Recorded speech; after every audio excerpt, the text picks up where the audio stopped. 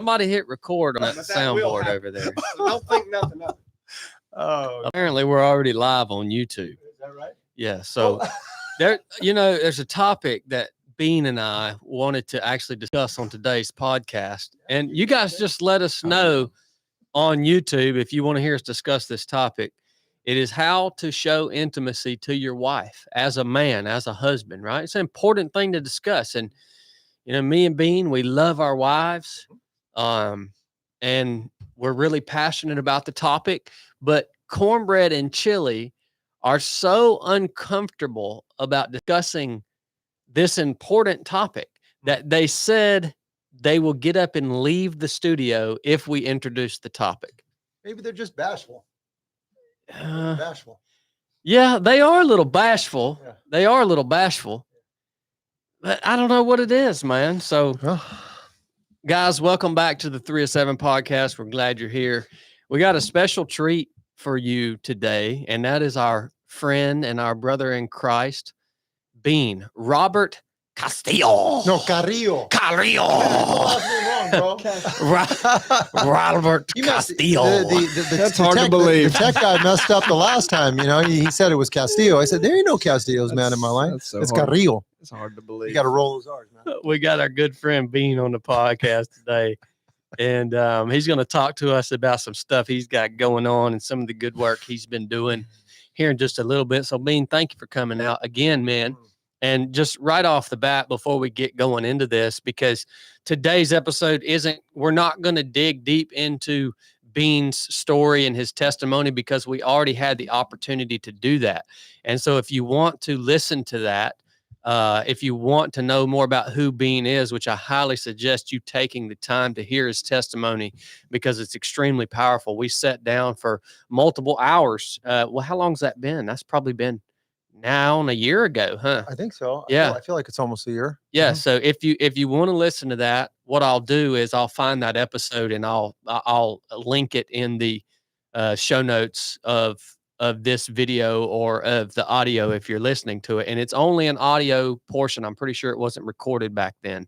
It was recorded. We might have been live. Yeah, we could have been live on YouTube. Yeah, we did it on a Tuesday. It was a special day. Yeah. Yeah. I remember that. So I highly suggest you guys at some point going back and listening to that because it is one of the most powerful conversations we've been able to be a part of here on 3 of 7 Project. There's something that I wanted to start the podcast off with today that I want to share with you guys, and I want you to listen up, man. I want you to listen to this. Now, I'm about to say something to you guys that's going to sound very harsh, but I think that it's something that maybe we all need to hear, including myself, all right? But it's going to sound harsh, and it might be something that you've never been taught before, or maybe no one in your life, your father or your mentor or somebody, maybe nobody ever told you this, but here's what I want to tell you right off the bat, and I'm going to explain it a little bit more. But I'm sorry, my friend, but it is your responsibility to own your own circumstances in life. That is your responsibility. To own your own circumstances in life, okay? Let me tell you another thing. Let me tell you a little secret. This life is not fair. It's just not. I'm sorry. This life is not fair, and I'm sorry that you don't like that. But here's why I want you to realize that you might agree with me. You might say, yeah, you're right. This life is not fair. But let me add something to that. It's not my job to make your life more fair.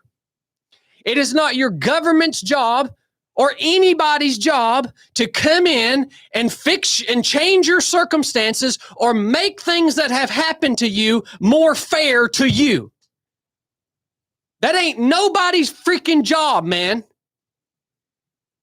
Sometimes crap that happens, it ain't fair and it sucks. And sometimes you have circumstances in life that are completely out of your control that prevents you from doing the things that you want to do. And guess what most of y'all freaking turds do? When that happens to you, you start looking around you and you start trying to find someone, some organization, some person, some entity to blame your circumstances on. That's what you start trying to do. And let me go ahead and tell you, you're never going to get anywhere in life that way.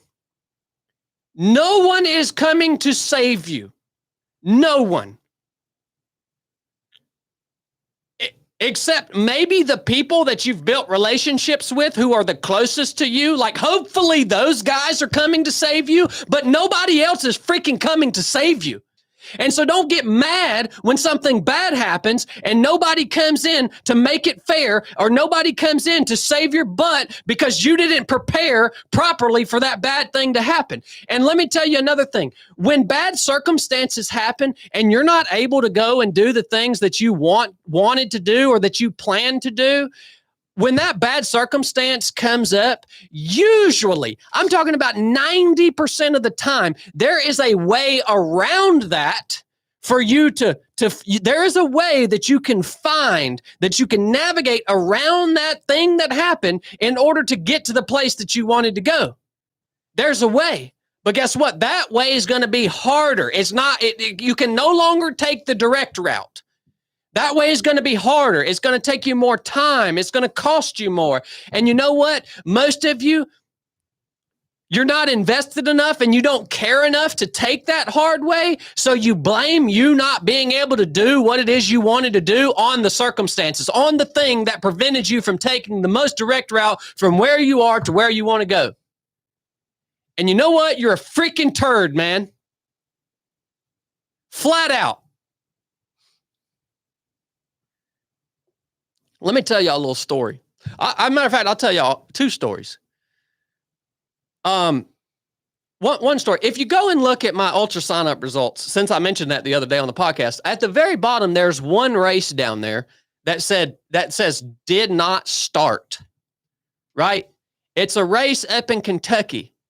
It was a 100-mile race. I really wanted to run it. It was a new race just coming out. I was excited about it. I entered into that race. I think it cost me about 400 something bucks because I signed up a little late. Cost me a lot of money, right?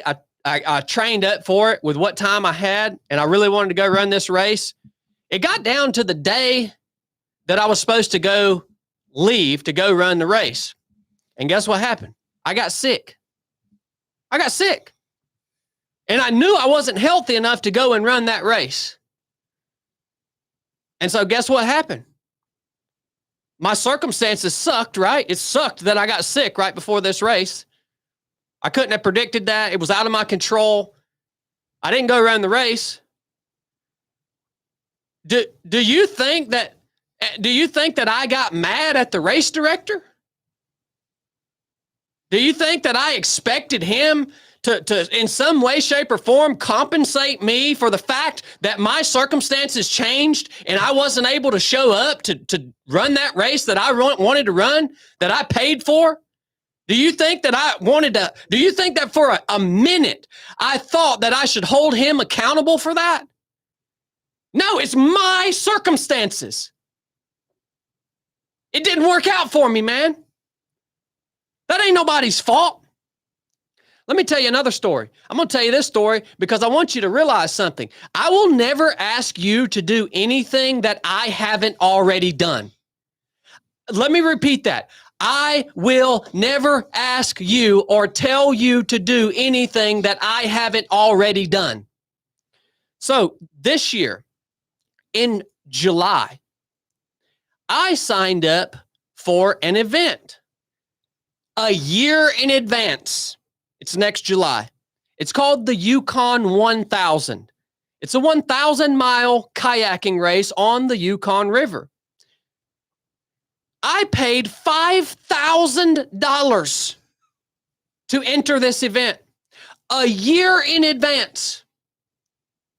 And guess what? This guy that puts this race on It's a highly sought after event, right? But he can only take so many people. And he selects people a year in advance. And if you get one of these coveted spots at this race, he expects you to pay the race fee. In other words, you're paying him to hold this spot for you, to say, there's going to be a place for you. You pay him for that, right? And then, but guess what? Since it's a very coveted event, and since it's only able to be held with a very limited amount of people, when you enter this agreement with this individual, guess what it says when you go and pay for this event? There are no refunds. Why do you understand that? Do you understand what I'm saying? It says there are no refunds. And so I decided to take the risk. Do you think I know what my life is going to be like a year from now? I have no idea what my life is going to look like next June. But I chose this challenge, and I have committed to it. And I have paid $5,000 not to go to a course where I can expect someone to help develop me and help me grow and help me learn things. No, I paid $5,000 to go do something to simply make myself suffer, to simply practice the things that I already know. That's it. Now, between now and next July, if I wind up like Job and I'm sitting in a heap of dirt, scratching myself with pot shards and clothed in freaking burlap and putting ash on my head because a tornado came through and wiped my whole house out, and because my whole family died, and because somebody had to cut my legs off, and come next July, that's my situation in life. You know what? When I can't go and do that race that I paid $5,000 for, do you think I'm going to call that man who puts that event on and say, hey man, you need to fix this for me? I can't get there. I mean, I ain't got no legs, man. A tornado blew my house down. I can't get there. You need to help me fix this. That ain't the way I live my life, man. Because my circumstances are on me.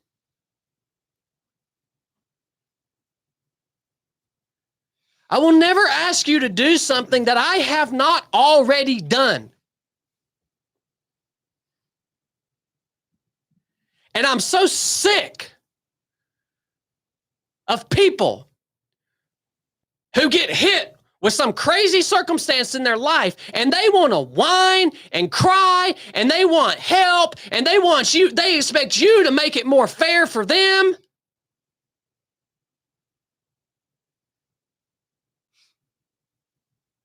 Shut up. Fix yourself, man, and take ownership of whatever the crap it is you're experiencing or you have experienced in life.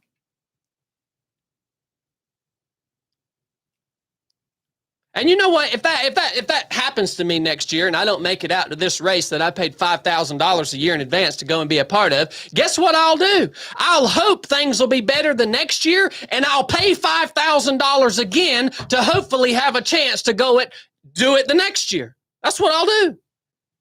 Because that's common sense. That's the way men operate. But no, man, maybe I'll have my wife reach out to the race director and moan and groan and cry and complain for me. Maybe that's what I'll do. What the crap is wrong with you people, man?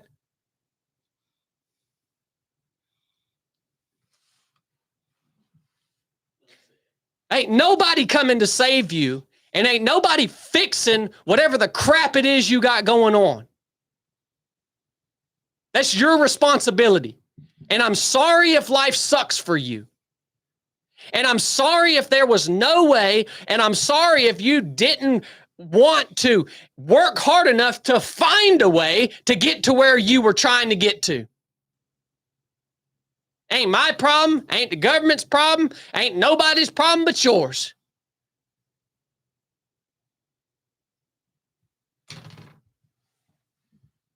What do y'all got to say about that? I mean, that's pretty point blank. I mean, I don't see why anybody would disagree with that unless they just a little, you know what? I mean, seriously, you know? What do you got to say, Chili? Nothing. What do you got to say, Bean? No returns, no reserves, no regrets. So anyone that's listening to this that knows me, they know what that means. You know, once you make a commitment, there's no going back. You know, leave it all on the table. There's no reserves and there's no regrets. No need to cry about it. It is what it is, right? So that's just part about being a mature adult. That's all and stuff. I mean, who hasn't suffered a loss, right? It hurt. That's the way it goes, man. You win some, you lose them. But what do you want me to really? Yeah. What the heck you gonna do? You win some, you lose some, man. So I get it. I've lost money. It's not fun, but you learn, man. You learn. So I get it. Yeah, I like that, man. Mhm. I like that. Well, you know, I just take it for granted, Bean, and I just like that. That's the way I live my life. Like it's not even something I have to think about. That was part of your DNA. And so I take that for granted, and I think, well, surely everybody else thinks this way because it's just like common sense, right? But it's not, man.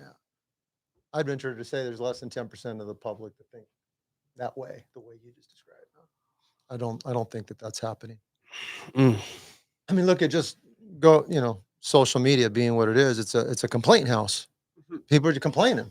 What is that telling you? They want to return it, man. they want something back that they've lost, right? I ain't got time for that foolishness, man. I gotta stay on the positive. No, man, you know, and on that, it is very interesting to me how bold people are on social media and email. Like no kidding, man. Almost on a weekly basis, I will see people saying things about me or about our organization that I am literally 150% sure that they would not even dare to utter in person. Like, and you know how I know this, man? Because I've seen people on social media talking crap about me, and a very small percentage of these people, I know them. And these are guys that I knew for a long time. And I saw them every day for a long time. And they never said a word to me. Never said a word. And then all of a sudden, they come out of nowhere with this emboldened agenda. And it's like, hey, bud, I saw you every day for 10 years and you didn't do nothing. You want nothing but friendly to me. Like, I thought we were buddies. He didn't want you to pop him in the head. Like, what the crap, man? You can't get popped on the head using your Facebook. You can't get popped in the head. It's insanity, man. Forehead. In the forehead, yeah. But you know, there's something else that plays into that. So those particular people, they might have actually not used to have hated me. And they didn't really start to hate me until they started to see I was doing a lot better than they are. A lot better. And man, they started to hate me then. They started to think about all that stuff they didn't like about me that wasn't even worth mentioning back before, you know, back when we were just on the same playing field. Yeah. That's right. It's wild, man. Looking forward to a good podcast. Well, you started off with a bang, man. That was just the warm up. That's prelude, huh? That was just the intro. And everybody in this room, minus maybe Bean, knows where that came from. Oh, yeah. You all know where that came from. Yeah. I think Bean could figure it out pretty easily. Oh. Yeah. Like I told y'all, old Chad, he don't always tell you what you want to hear. Sometimes old Chad will call you stupid. Won't he, Chili? Sometimes. No, I mean, come on, man. I mean, the worst thing to surround yourself with is just yes, man. I mean, if you want people to tell you what you want to hear, you're never going to grow. You're not going to grow, man. Oh, but he'll call you stupid. Yeah, it's okay. We got if you did something stupid, man, it's stupid. It's stupid, right? we got deep into the ROP course, and I had to get on to my old buddy Marty. You know, he's listening right now, I'm sure. I got on to him pretty hard, and Chili came up to me and said, "Dang, man, you called Marty stupid." Well, it was for what you called him stupid for. You thought it was a small infraction? Is that what it was? You know, he just kind of walked to the right a little bit, and he said, "You're so freaking stupid, Marty."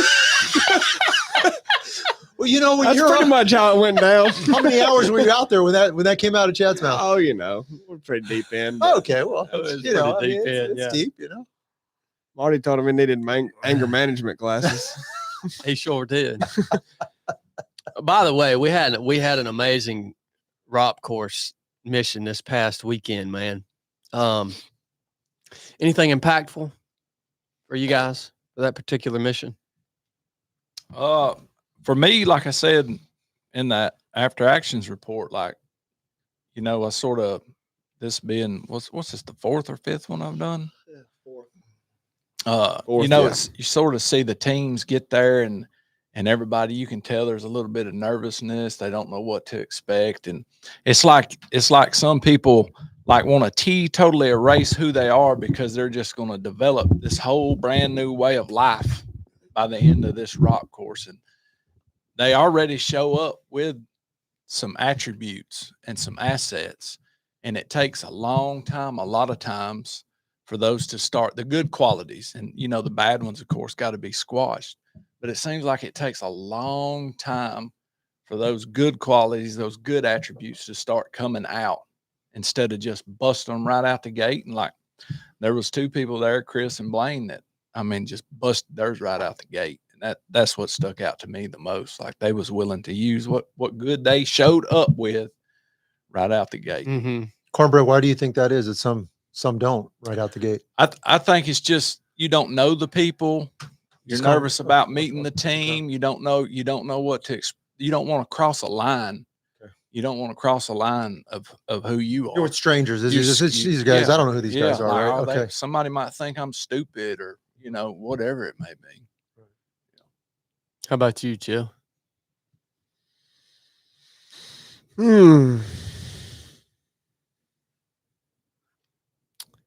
This course, I think it was interesting that it didn't take as long for them to develop into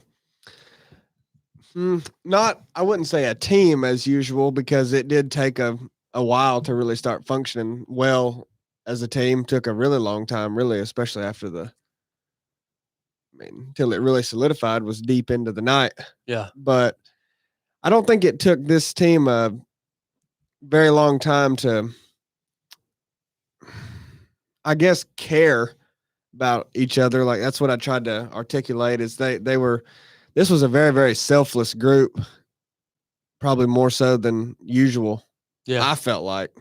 I agree. Yeah. I mean, they've all been great teams and very selfless, but it just really struck me on this one. I don't really know why. That's just what I noticed. And it was interesting how quick that seemed to be. They seem to be taking care of each other. Yeah. I saw that real early on when I saw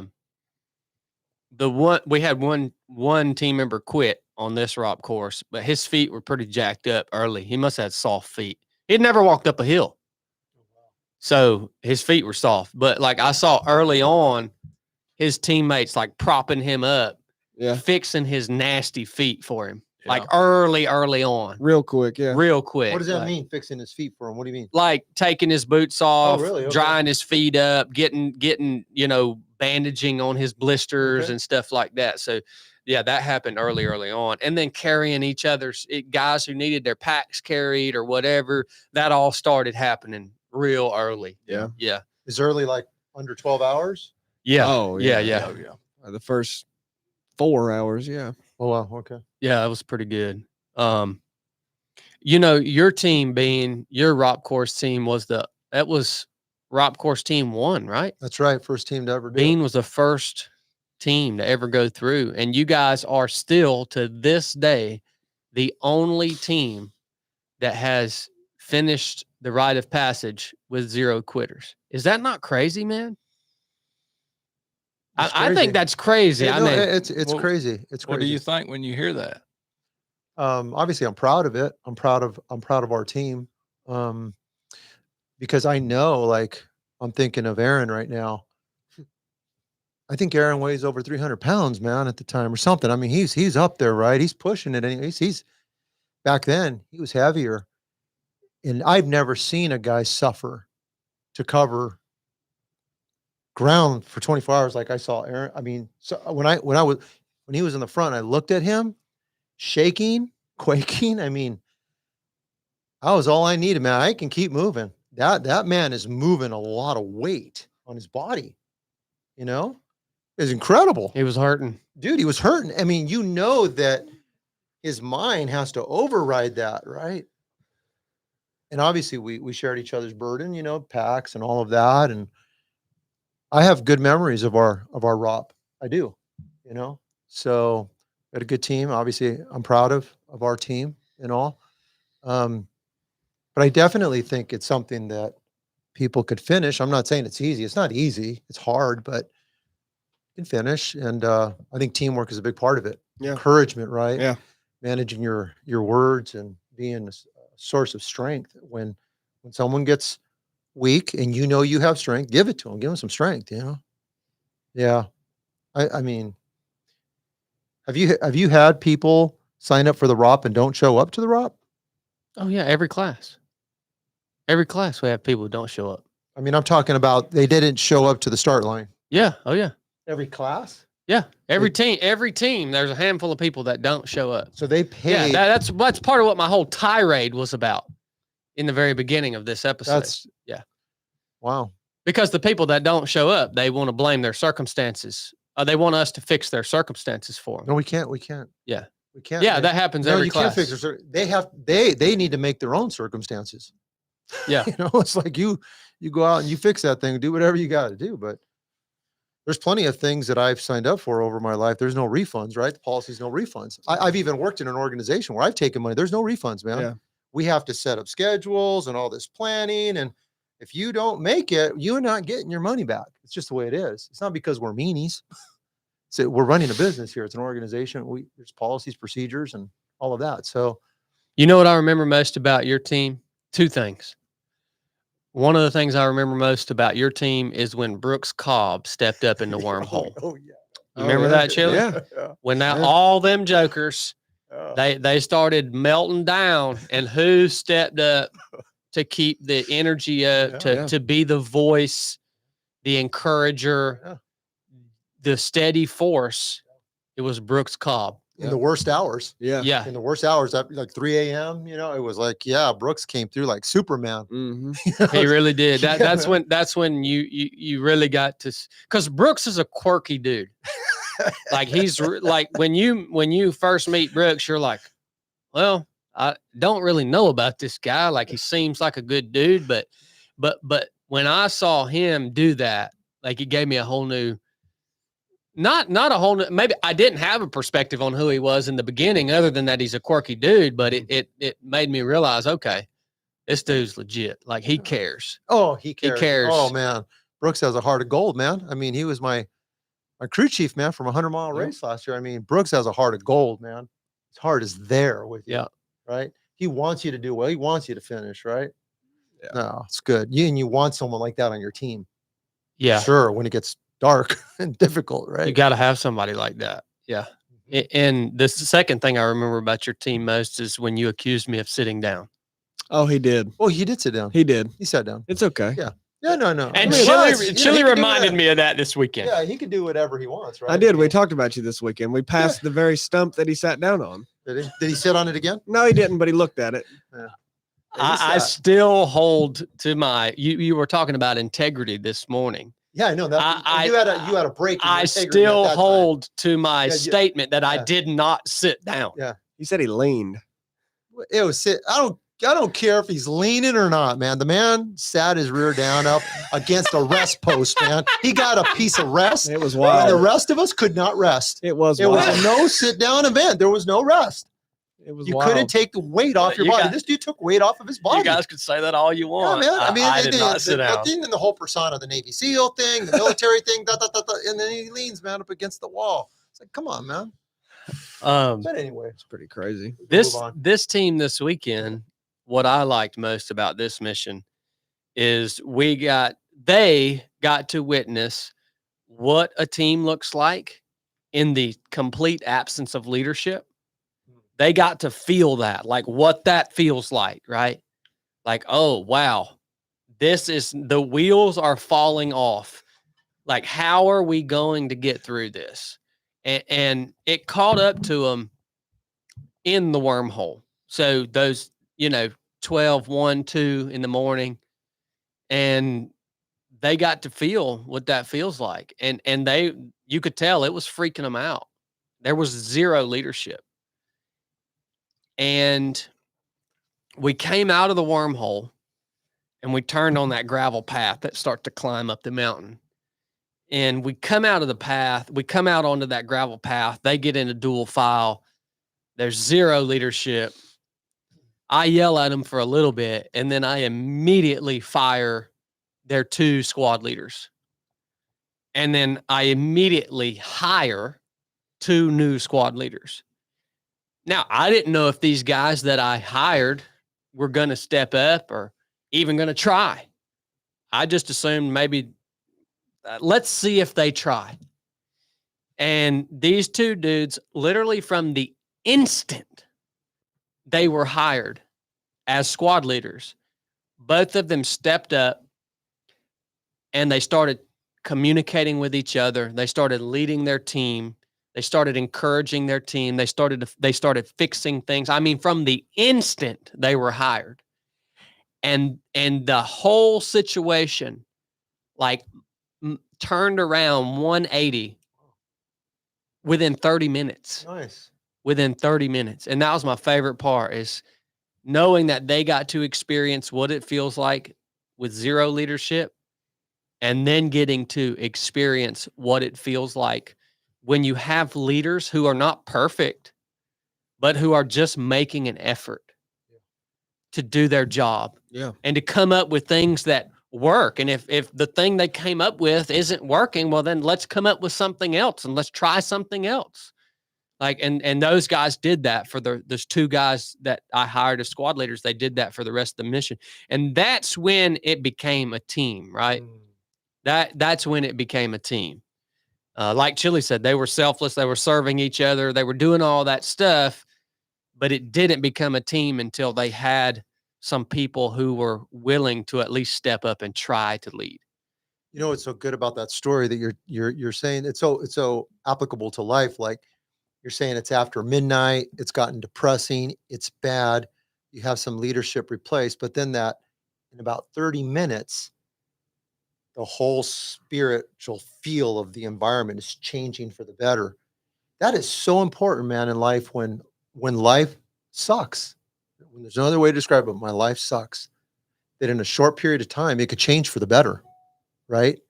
So that's encouraging Yeah. because you don't have to stay in the tank. You don't have to stay down, right? So that's good, man. Yeah. And, teams that have good leadership off the bat, they don't get to experience that. Yeah. Like, they don't Mhm. they don't get to feel what it feels like to have no idea what's going on Mhm. and where this thing's going. Yeah. Like, Full vulnerability. Yeah. Naked. it's so vulnerability, yeah. good. It's so good, man, to be it is a good experience for your growth to be in an environment where there's an absence of leadership, or where there is a really poor leader, someone who's doing a terrible job. Now, you guys might hate that while you're there. Yeah. Right? But it's a wonderful, wonderful thing that's going to produce growth in your life, is if you get to experience that. If all you've ever served under is good leadership, you're going to miss out on a lot of lessons. And it's going to be really difficult to commiserate with other people who are dealing with poor leadership.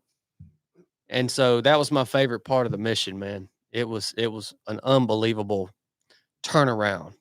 And the rite of passage is not a leadership course. You know, we didn't design that course to perfect you as a leader, but we just want to see people trying. Like it's a place that you can come and experiment with that aspect of your growth, because the expectations aren't high. It's just we want to see you try, because why not try? We're out here training. Why not try to lead? You're going to learn something through trying. And so it's not a leadership course, but there's still got to be somebody trying.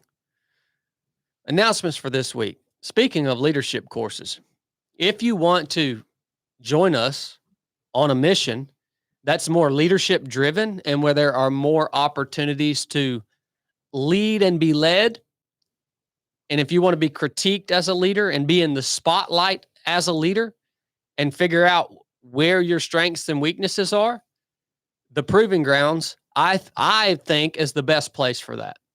All right. We're very strict on leaders at the Proving Grounds. We critique them. We fire them. We change them. We help guide them. There are big expectations. So if that's you, the Proving Grounds, if you're really searching for leadership skills, the Proving Grounds, I think, is the best thing that we do for you to be able to grow in that specific way. All right. There are some spots open at the Proving Grounds right now. That'll be coming up in what, February, guys? Yeah, February. February. It's on the website. If you want to get in on the Proving Grounds mission, you can go now and apply at the website 3of7project.com. And yeah, it's a small group. Don't miss out on that opportunity if you want to grow. And, you know, it does amaze me. I mean, the Proving Grounds is an expensive course. It's expensive to come out and do that training because there's so much that goes into it. We have to plus up cadre. We have to provide lodging, food. It's all inclusive, right? So what you pay for the fee, as long as you get there, everything else is there for you. So it's expensive to put it on. But, you know, I have thought about this. It amazes me, like, how people will be hesitant to pay whatever it is, $2,500 for a course like the Proving Grounds. It's amazing to me that, like, if I could have done something like if I could have been introduced to something like the Proving Grounds 15 years ago, I would have paid every last dollar that I had saved to go and do it. It would have been worth that to me. What I would have learned there would have saved me so much stinking time and so many mistakes, man, as a young man. I mean, I've learned a lot of those same lessons over time. That's how I teach them. That's how we teach them. But, like, it just amazes me that people don't value training. That's the problem. People don't value training. They don't understand how essential and how crucial it is. They don't understand that life ain't just going to happen and make them better. It's going to do the opposite. Like, they just don't get it, man. And so they don't want to invest in it. And it's mind-boggling to me. It's mind-boggling to me when I'll pay $5,000 to go paddle down a river. Yeah. And it's like, well, hold on just a minute, man. I'm going to do my absolute best to serve you at the highest level and give you every single thing that I have learned over the course of the last 2 decades of my life. And we're going to condense it into a weekend for you. And you're going to meet awesome people. Yeah.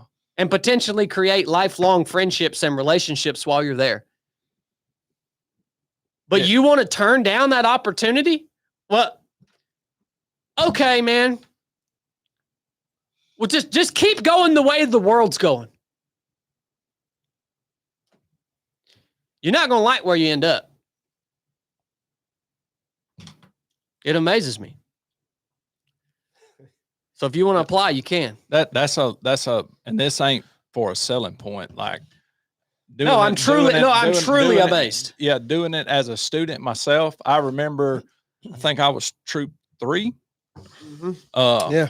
I remember talking with some of the guys on Sunday after it was done, and the consensus there was like, this is $8, $9, $10,000 worth of training. Period. Like, hands down. Seriously. Yeah, I don't think there's anything better out there. Yeah. Oh, there's nothing exactly like it. That's for sure. Right. I guess Yeah. better is relative. Yeah, I mean, when I went to the Proving Ground, it was, great experience, fantastic. I learned so much there, built, some great relationships, and I totally get it. Like some people will be like, well, you know what, I can't afford the $2,500, right? But you can save it over maybe a year, 2 years, even 3. Here's why it's important for anybody that's listening to this. Most of us will invest in our leisure. Yeah. Okay. And that's what we're used to spending money on, our leisure. And we'll do it over the course of a year and maybe even spend $1,000, $2,000 on leisurely kind of things. But leisure really promotes an atrophy, of sorts in your mindset, physically, spiritually. It's not, Even relationally. yeah, relationally, like long term, that's not a good way to go, to just be constantly putting money into your personal leisure. You need to invest in your personal growth. And that's not something that I think as Americans that we're used to. Like, it sounds weird. I'm going to invest, $2,500, into my personal growth kind of a thing. And what if, you start thinking, what if I regret it? You start negotiating with yourself. Will it be worth it? But once you begin to invest in your personal growth over a period of time, you do it consistently, you're going to find out like, oh, it's changed my life. For the better. My outlook in life has changed. I'm even a happier person Yeah. as a result of it. Like, truly, Absolutely. leisure doesn't do that. And so I think the Proving Ground's a great thing to invest in. Yeah, I know you're not, sales pitching, but it's like, I think that personal growth is, why not invest in this? You got to live with this, right? Until the day you die. You might as well have a good relationship with yourself. Mhm. Right? Well, and it's no mystery why Americans are not used to investing in their personal growth. It's because we live in a country and in a time where you can get by being average and being miserable. That's true. You can live your entire life of 70 some odd years being miserable and not really good at anything. You can do that. As long as you got a little change to go down to Walmart and get you a TV dinner. Yeah. That's unfortunate. What's funny about that, Chili? True, though. You're just funny, man. It's the truth, man. Yeah, it's true. Doesn't mean it ain't true. It's just funny. Well, Yeah. people don't think emergencies are going to come to them or they're going to be taxed physically and mentally or spiritually. I've talked to quite a few people that know people in North Carolina that had to hike out of those mountains when those floods come, and some of those people didn't make it. Yeah. Some of them didn't make it. They Wow. didn't get swallowed by the water. Some other stuff happened to them. It come to North Carolina. It come to North Carolina. Those floods like that could happen anywhere in this United States. And some of those people were physically able and mentally tough enough to get through those mountains. Yeah, it could literally your training that you invest in right now could literally at some point come down to your life or your death. Yeah. And just one experience. It when people think about that, they always think of some grand thing that, what's going to happen if we're invaded by China? Well, what about the everyday things that you go through, like a dang hurricane or a tornado or an ice storm or something? Stuff happens every day. A log truck hits you, Lord forbid, and you got to really fight to get out of the interstate. Stuff like that happens, dude. Stuff Well, like that happens. But people are accustomed to, they want to return, right? Yeah. They're like, someone's got to come take care of me. Yeah, Someone's got to rescue me. See, Yep. that's the American mindset. Instead of It is, thinking, you man. know what, there was a hurricane that went through the country and those people are hurting.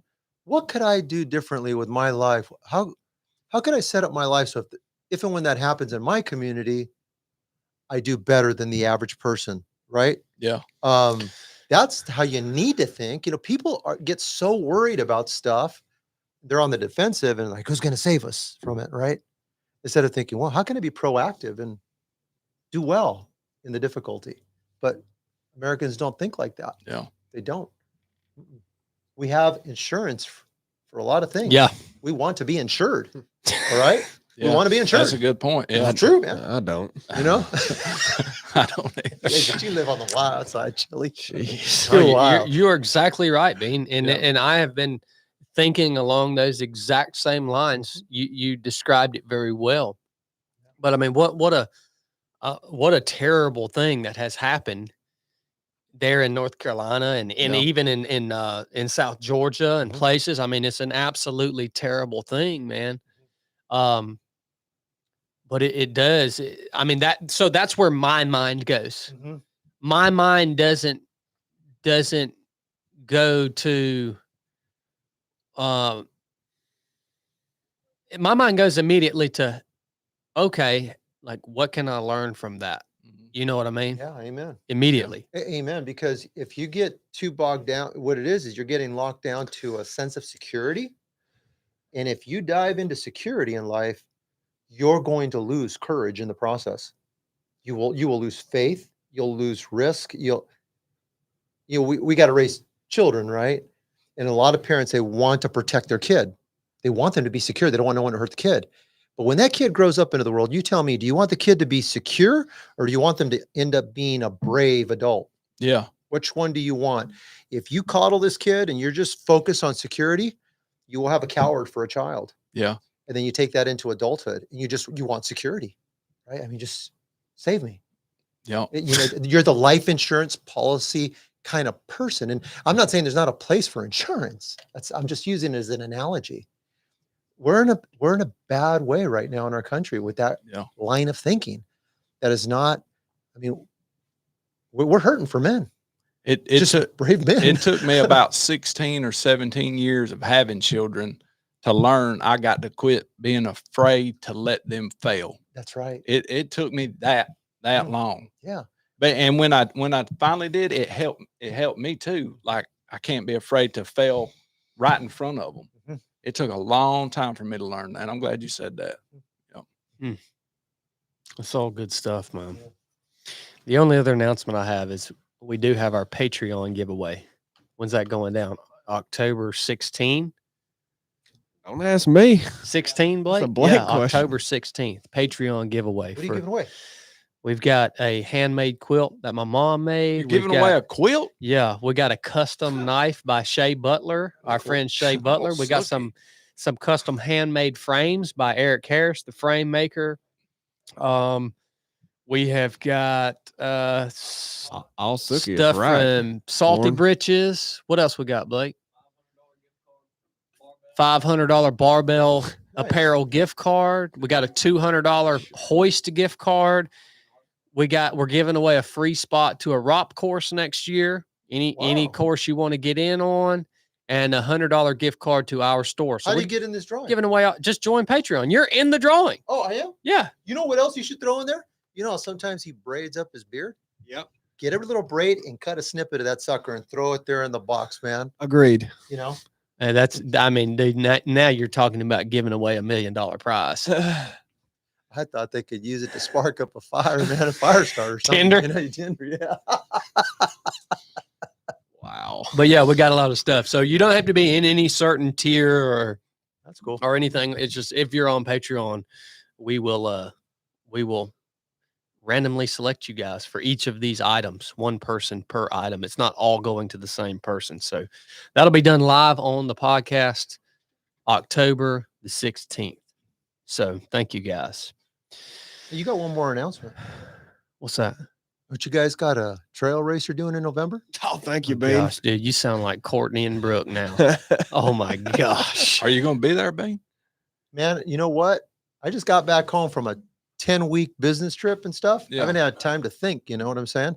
And I found out about the race like late, but doesn't mean I won't be there, right? Right. I don't know what is the date of this race. When is it? It's November. 16. 16th. Hey, why is everything on the 16th? That's when you put it. November 16th. Mountain Mama Farms Classic. Yep. It's going to be quite the festival. You gonna got to be get some big. people signed up for that, Bean. Is this replacing the race you do in February? No, there'll be, I mean, Lord willing, there'll be another one in February, but the Mountain Mama Farms Classic is totally different. It's a friend of ours owns a farm in Chattooga County, just north of where I live. And this farm has been in her family since the early 1800s, I think. Oh, no. And so she's inherited it, obviously, and now she's opened this farm up, and we've created about a 4-mile loop around her farm. And the start finish line is going to be in the backyard of the original farmhouse that she now lives in, right there on the property. So we're going to have first form's going to be out there, food trucks. It's going to be fun. And there's a 4-hour and an 8-hour. It's just however many miles you Okay. want to run. No 6 in this one. No, No no six. 4 and 8, and there's 118 people in it. And if it That's sells, a lot of people, man. oh yeah, and if it sells out, we're gonna do something, Yeah. right, Do Corn? something big. We don't know what, but we're going to do something. We're gonna huh? do something Do Yeah. something for yourself or for the people? for the people. Oh, for the big Yeah. one. wanted to make We're sure. gonna do All something. Nate's coming. That's Is he? ROP Team 1. Yeah. Yep, that's right. Nate's coming. Okay. Got lots of ROP participants coming. So It's a good Should place be for them big. to all get back together. Yeah. Yeah, it Yeah. really is. Well, Bean, it's been a while, man. We've done a lot of stuff together. We've trained a lot together. We've run a 100-mile race together. Wasn't that crazy? Man, it's one of the best experiences of my life, Chad. Did we ever talk about that on the podcast? no, you did the podcast We did it. before you did that. Yeah, I knew Yeah. that, but I didn't know Yeah. if we had ever came I mean, back. no, and- I wasn't here. No, I never came back here or anything like that. No. But man, thank you, man. Thank you for running that with me. And then we had Ben Thomason that was spotting me for 100 miles as well. And unfortunately got injured right out, not too far out the gate. But man, that experience, we went out for a team PT this morning. I was telling Chad about mile 75 when he got in my face, and stuff. And he went ugly on me, man, letting me know it was going to get really ugly for me after mile 75, right? He said, if you want to quit, now's a good time to quit, because it is going to kill you, right?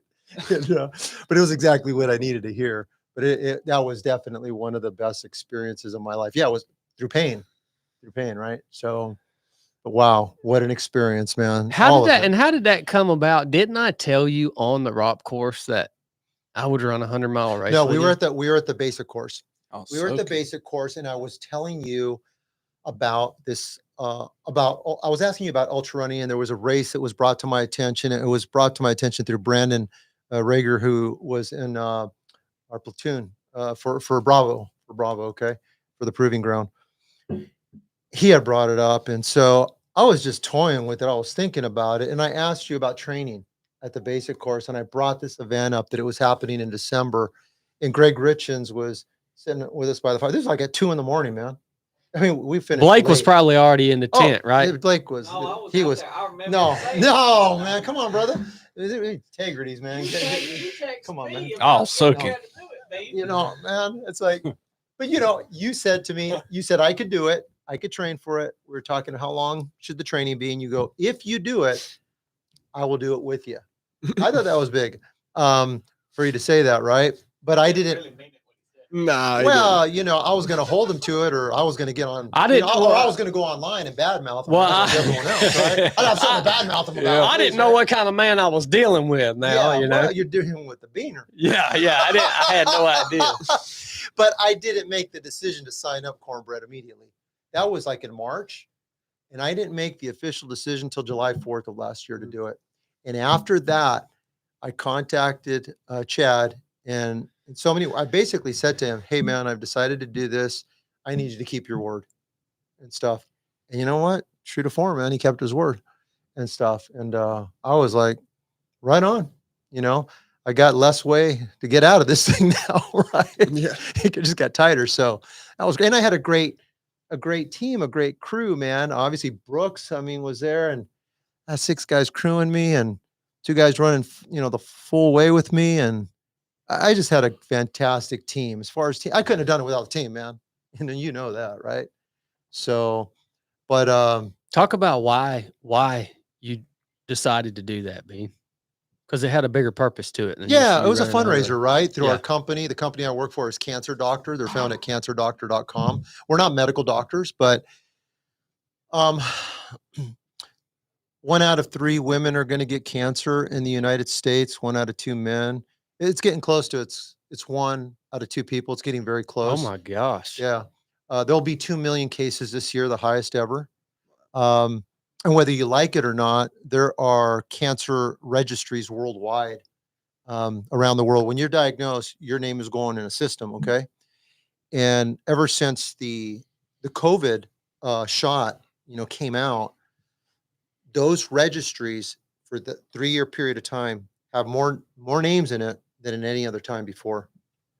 After the shot. No kidding, Mhm. man. So there's something there, obviously, right?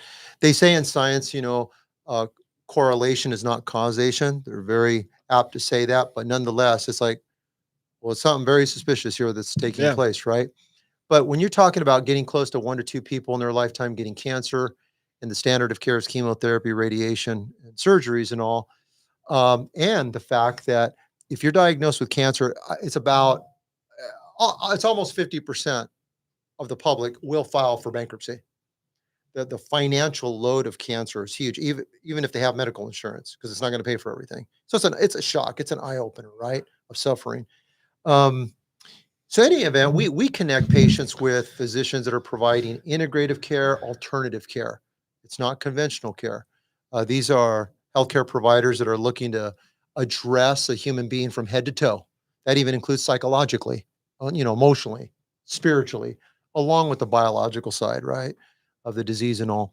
And in any event, uh, we decided to do a fundraiser in an attempt to raise $100,000 to give all the money away to one randomly selected patient that wants integrative care.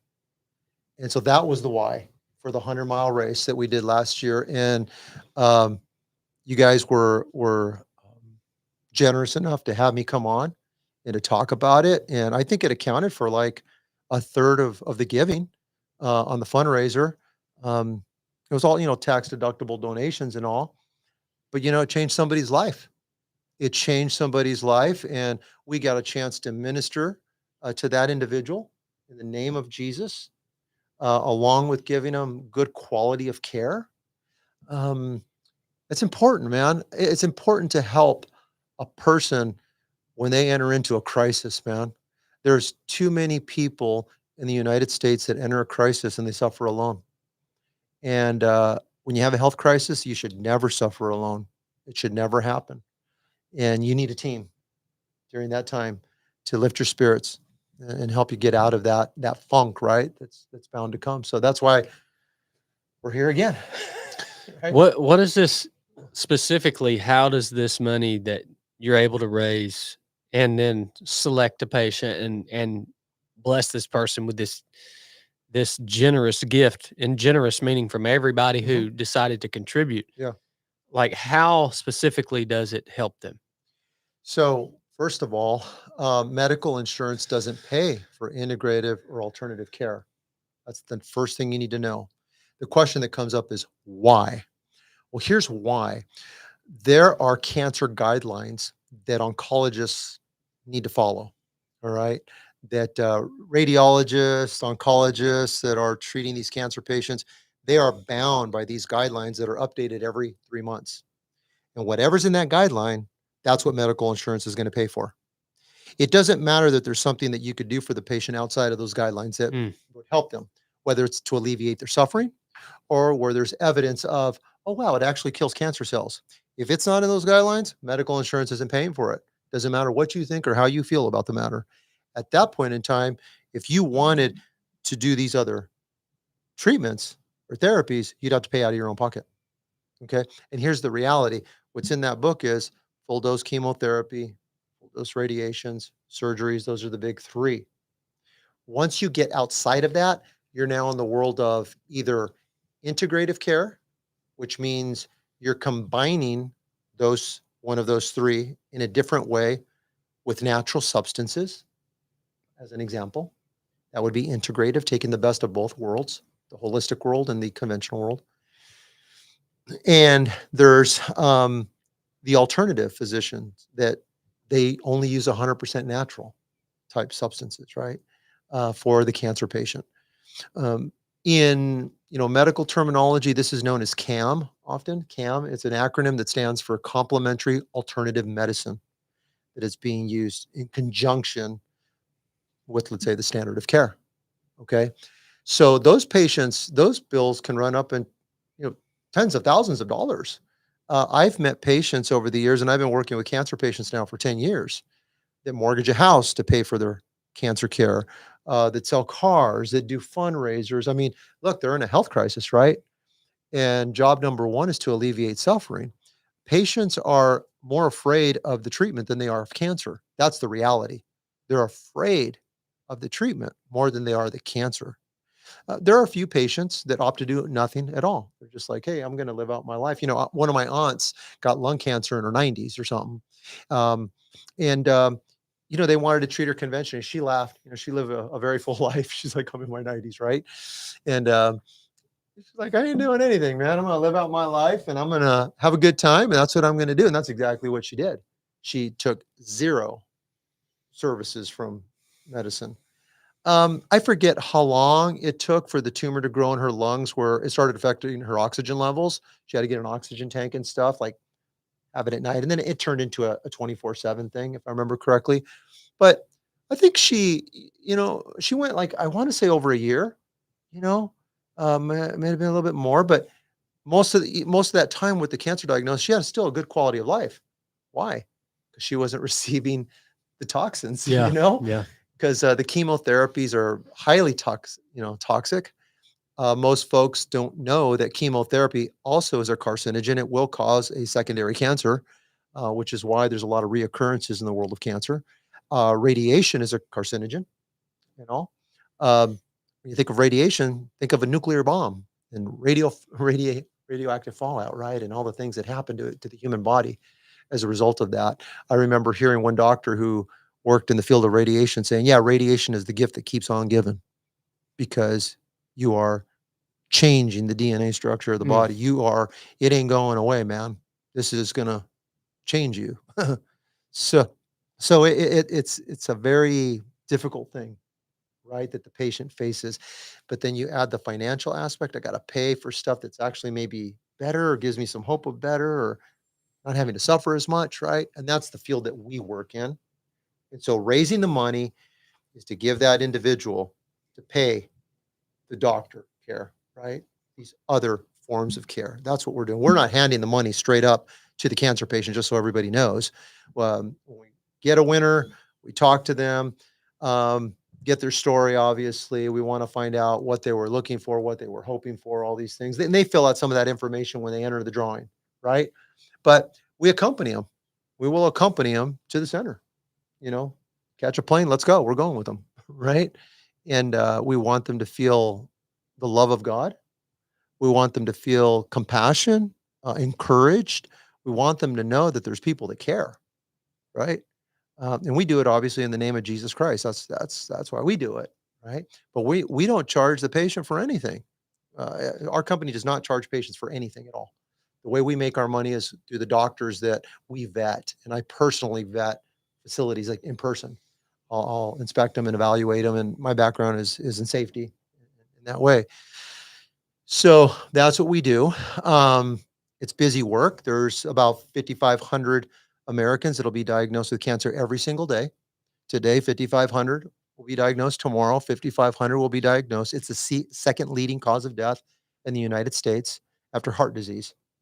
Third leading cause of death in the United States is medical error. Medical error. So that could be something is you're on a prescription drug and I give you another prescription drug and I didn't know that there was a contraindication where these things fight against each other and then you drop dead. All right. Or medical errors. I'm on a surgical table and they left something inside of my body or something happened and there was an error made and you died. That is the third leading cause of death. Anybody listening to this needs to know that going into a hospital can kill you. All right. Being on prescription drugs, it can kill you. There is no prescription drug that you could ever take that doesn't have a negative side effect in the human body, period. That's just established reality. All right. Between those three, we lose 1.5 million Americans every year. Heart disease, it's over 600,000. Cancer, it's over 600,000. Medical malpractice, it's about 250,000, but it's right there. It's 1.5 million. All right. So when people get all crazy about certain things like maybe COVID, for example, and all of that, you know, when that thing came up and everybody got excited, I wasn't excited because we kill more people with heart disease, which is totally reversible, cancers, which much of it is preventable, and then medical malpractice. I mean, that's where the attention should go as far as I'm concerned. We have established we lose 1.5 million people every year to that. That's where the energy should go, right? Not to something like, COVID per se. Not to say that you shouldn't address COVID. That's not my argument here. My argument is where we put the attention and when the bright lights and we start screaming, right, that we need to do something. That bothers me, especially when I know that there's 250,000 Americans that die from medical error. That, that's just troublesome. That's all. Right. So you're able to raise this money, and because of the organization you work for, you're able to find a person who's going to benefit from this. You're then not only able to give them the money, but you're able to walk with them through the process and help them learn how to best use Absolutely. this resource Absolutely. in their specific case. Absolutely. Yeah. I mean, we'll set them up with consultation with the doctor, at no cost that they could speak to that's going to have a different perspective on it, right? About how to approach it. We can obviously speak to them as someone that has spoken with hundreds of patients, right? That are entering into the integrative or alternative healthcare space, as we call it, about different experiences that other people have had as well. We can educate them about how they need to manage their family members or friends that come against them and say, I ain't going to do this. We don't want you to do this, right? We want you just to go get your chemo and just do this. Yeah. Speaking of our alternative care options. Yeah. They don't want them to do alternative care. They think it's crazy or it's whacked out, right? And to that point, I'll just say the following. There are definitely healthcare providers in the alternative world that I wouldn't send my dog to. So I'm not here to say that they're all great. No, absolutely not. Like anything else in life, you need to qualify it. Okay. But just so you know, your conventional doctor, they're not made of gold either. Okay. Yeah. There's a lot that goes on in that field it's not good for you, right? So we will provide that education to them. And all of that's provided to them at no cost. I mean, we just do that. It's just part of what we do, who we are as an organization, a cancer doctor. So I like what I do. I mean, it's really ministry work because they have a health crisis, right? They're afraid to die, right? I mean, it's like they don't want to die. And when I speak with a patient, I generally have two questions for them, really quick in the conversation. Number one is, do you think that God is preparing you to take you? Do you believe that God is preparing to take you into his heavenly places? Or do you believe you still have more race to run?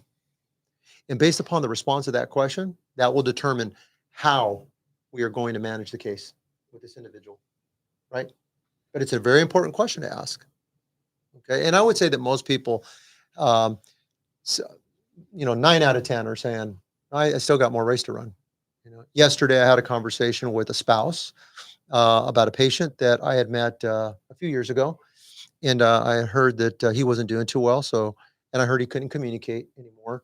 He was a really great guy. His name's Bobby. And I have great memories with Bobby. And so I called his phone and his wife answered and I talked to her and I asked those two questions. She's not the patient, she's the spouse, right? But she said, no, I really believe that, he's ready. I'm ready for God to take them, to take them. That was the conversation we had. We talked for a little bit on the phone, and I prayed with her and all. And just while I was here, I got a text message that Bobby passed away. Mm. And my prayer was specifically yesterday that the Lord would take Bobby, take him. Take him away to the place that we all say we want to go to, right? But we try to fight to stay here often, and to take him to that place where he has other loved ones and friends that have gone before him, so that he could just start having his very best life, right? That he only dreamt about before, right? So got the message today that happened. So I'm like, it may sound weird to people that hear this, but I'm thanking God that he heard my prayer. That's how I see it. All right. And that Bobby's not left in a bad situation. So it's a good guy. Good guy. So that's the work we do now. Yeah. So you're doing the same thing this year. You're raising funds this year, a little different mission. Yep. But first of all, I want to know where listeners can go Okay. if they want to donate, because so listen up, YouTube. During this podcast, this live broadcast, from now until we log off, I will match personally from my money. I am going to match $3,000. So I will match up to $3,000 in donations. All right. So if you guys will go and donate, whatever you donate, essentially call it double. All right. Up to $3,000. So that's during this live podcast. So I want Blake to put in the link where people can go and donate in the live chat and pin it to the top. He said he got it. Yeah. So anyone listening to this, there's a 501c3 that we work with called the Cancer Guide Research Foundation. And the website's kind of funky. It's cancerguide.foundation. Cancerguide.foundation. The very top of the page, you're going to see $100,000 for one cancer patient. Click on there. You can make a donation of any size. Every little bit helps. You may think that $1 doesn't help. $1 helps, man. You multiply it times thousands of people, it helps. If you want to be anonymous, you could be anonymous. It's fully tax deductible. We don't get any percentage of that money at all. None of it goes to us as an organization. 100% will go to a randomly selected patient, right? Again, that's cancerguide.foundation. Our team, we've named our team the 2477 team. And yep, that's it. You got it. And so it's a hike this year. It's a team event. Brooks Cobb put this together. It's out in the foothills of, goes from North Carolina to South Carolina. It's a 77-mile hike, no sleeping, right? No resting at all. It has a hard cutoff of 40 hours, and there's over 15,000 feet of elevation, right? The point is to identify with the cancer patient that's suffering. They got no way out. And ours is a point to point, point A to point B, and there's no way out. We're going to start it. We need to finish it. We're starting it on a Friday, October the 25th. We're going to start out, set up at the line, and we'll take off and we'll go and move. The great thing about the team, 90% of it is made up from 307 alumni, which I think is actually a great look for 307 when you've had guys that have paid to come into this organization to train, and then they decide on their own, to form relationships because there's something special taking place in the relationship. It's called growth, is what it is. Growing feels good when you grow. And they're doing it on their own, right? That's a beautiful thing because you know as well as I do. I mean, if you're training somebody in something, but they don't take it back and do it, they just go back to their old way of life. What a waste. Yeah. what a waste, man. Right. So the team members on our team, we have, Brooks Cobb, we have Ben Thomason. I met Ben. Uh, I call him Caballo Rojo. That's Spanish for the red Oh. horse. Caballo Rojo is his nickname. The red horse. That's that right. fits Caballo Ben. Rojo. Yeah. Yeah. So that's Ben Thomason. He's going to be there. I met Ben at the proving ground. And then we have Eric Roberts and all. Officer Roberts. He's out of Oklahoma. Ben's out of Washington State, but Eric's coming out from Oklahoma. And I met him at the basic course. Right. And we got Greg Richens out of Texas. Right. And I met Greg I met. Basic course, right? Yeah. Wait a minute. And you know what? I'm mistaken. Eric, I didn't meet Eric at the basic course. That was at ROP. Greg, I met at the basic course. Yep. These guys all over the place, right? Darren Johnson. Yep. At the ROP, he was on Yeah, team he was one. just at the ROP course He did this it again. past team. Yeah. So he's team 1 and Yep. team 9 now. Justin Milford, Tin Man. Yep. He's going to be there as well. Now, I was never in a 307 event with Justin, but again, he's part of the veteran group. And Elliot just came in. Elliot, I don't have Elliot's last name. We just added him, but he's from he's come through 307 training. I don't have his last name either. Yeah. What is Elliot's Elliot. last name? I just Yeah. know him as Elliot. He's on there. And then we have two guys that have never done anything like this, been on their feet for over 24 hours, and they've never done anything with 307. One is my son, Heath Carrillo. And then another brother named Gary Epp out of Washington State. He goes to church with Ben Thomason. I met him on a mission trip, is where I met him. Ben and I were in Mexico at a mission trip together. Gary was there. And Gary heard us talking about, endurance type stuff. And he got turned on by it. I said, you want him, man? You want to come to this and stuff? And would you like to do something? He's like, yeah. I said, come on, man, let's go. So he's been training. He's been taking it seriously. Gary's good, good young man. And so, yeah, that's our team. Right. And we're looking forward to it. We got crew, crewing us, 4 and all, and it's going to be a blast. But I mean, they're all, most of them have done something like, now it's going to be obviously a little bit, it's ROP on steroids, man. Yeah, 77 miles. You're gonna, Yeah. that's a long haul, and especially at a hiking pace Yeah. in the mountains. I mean, people think that.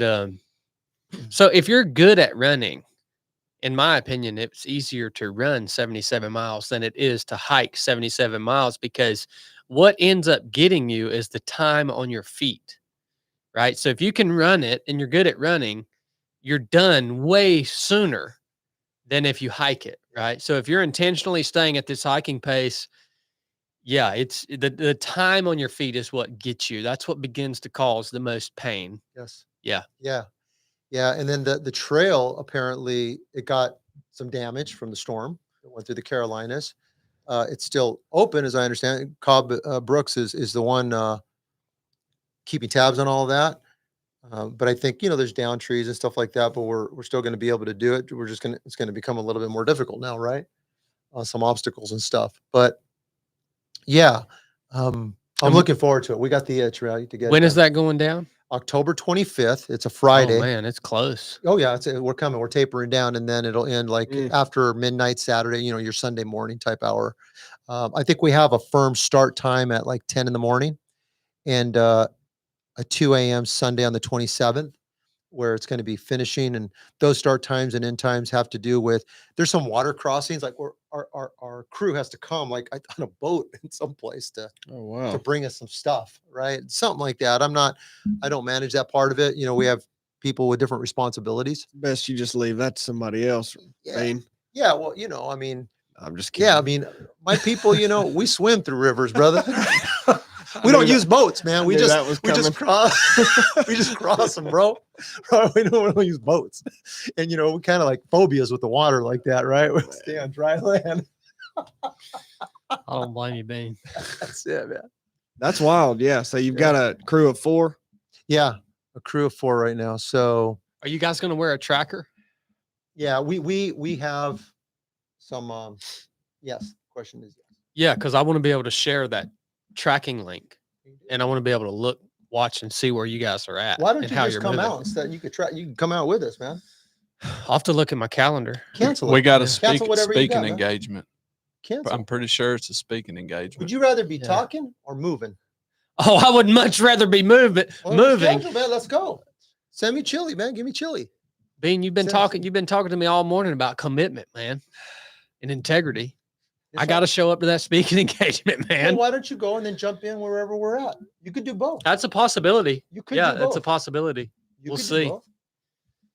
But nonetheless, the portion of time I'm not there, I want to be able to see where you Yeah. are, where you guys are at, and how you're moving. Brooks, So Brooks, make make sure we sure- got a tracker, make Brooks. sure someone has a Garmin in reach and have that URL set up to where you guys can share that and make sure it's accessible to the public. Yeah. So I got to hit the head real quick. I got to keep tabs on my 10 man. Yeah. Yeah. If he's going to be hiking from North Carolina You know, to South 10 Carolina. man's the king of Mount Yona.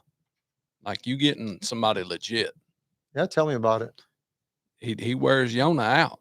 Yeah. 10 man's the real deal. All right. Yeah. It's good. Yeah. Yeah. Fantastic. Yeah, I've never been out in an event All with, hail with the 10 man, king. but I'm looking forward That's to it. right. Yeah. Yep. The organization you was talking, I could relate to a lot of things, not personally for myself Mhm. that you was talking about. So my stepdad, the man I consider my real dad, his leukemia had come back on him, Mhm. and he elected to take a different type of chemotherapy that he had taken before, and it was real aggressive, Mm, like it was brand new. mm. And he took that chemotherapy on a Thursday, and by Sunday he passed away. And his doctor just told my mama flat-footed that chemo killed him. Yeah. It went. Yeah. But then I had a buddy, you remember Danny Smith? Yeah, Me and Chad yeah. used to coon hunt with him, and he got liver cancer. And dude, that the way that man searched for something alternative, and this was back before the internet was really, really big. It wasn't at hand reach on your phone, you Yeah. know. All the books his wife was reading, and he's even, I mean, on hospice there at his house in the bed, they're taking raspberry seeds. He's doing everything he can do to keep from Mhm. taking that chemo. And their doctor told him his liver cancer was caused by Lipitor. Oh, Taking yeah. Oh, and yeah, but yeah. anyhow, so I've Yeah. seen it firsthand. Somebody like we'd go to visit him, and he would just be searching for something other than that chemotherapy. I can't remember if he ever ended up taking chemo because he didn't live very long No, after he- they diagnosed him. Yeah, you see, there's over 100 chemo agents. People think of chemo, they think it's just one deal, but there's a Yeah. lot of chemo agents that they select from, and they select the one that has a better profile for your cancer, right? Better kill rates, what we're talking about. But as one oncologist told me, it's the dosage of the chemo that is going to destroy you, Yeah. right, in your immune system, right? And so in the integrative world, you may have an oncologist giving low dose chemo, like Yeah. significantly lower. So when I say much lower, if 100% is a full dose, they may be giving somewhere between 5 to 20% of that full dose. Yeah. So they give it differently, the delivery systems, and so it's not so toxic, right? It's the dosage that'll wipe you out. It's kind of like water. It's not a problem until I drowned you with it. Yeah. Now it's a problem, right? Yeah. Too much water. So Right. it's that kind of thing with healthcare often. But that's always stuck with me, the way Danny and his wife, you know, was just searching for a hope that there was something out Yeah. there, you know. And like I said, he was eating broccoli with raspberry seeds, you know, and all from the outside looking in, it's like, holy smokes, man. Yeah. Yeah. Yeah. And what I would like, to see people do is just adopt, prevention is a lot easier, right, than having to treat any disease. But Yeah, you inspired me to eat a salad today. yeah, well, that clot, bro. Yeah. I don't want you to drop dead. Yeah. Yeah. I don't, it does not matter how. I've seen some very physically fit people that got themselves into a health crisis, man. And so you got to make sure that blood is flowing, man. And yeah, I mean, and we talked about some other things that test how that blood flows, but we won't get into that. Mhm. Yeah. But I'll you need leave. some yeah, but we need to eat some greens. Dude, I'm interested. Well, before we switch subjects, it's it's kind of sad that you're just now inviting